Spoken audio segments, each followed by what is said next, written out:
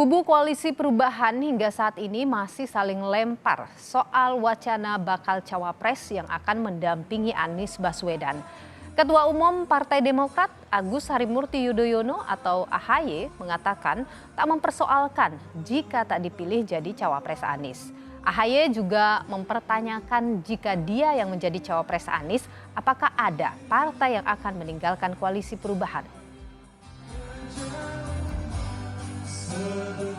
Kalau AHY nggak jadi cawapres, gimana Demokrat? Dibalik, kalau Mas Anies menetapkan Mas AHY sebagai cawapres, apakah ada yang ingin pergi? Nah, itu baru fair. Tapi insya Allah, saya di sini di malam yang baik ini, insya Allah 14 Juli, saya masih punya keyakinan dan harapan tentunya bahwa pertanyaan-pertanyaan itu adalah pertanyaan-pertanyaan yang biasa dalam sebuah konstelasi politik.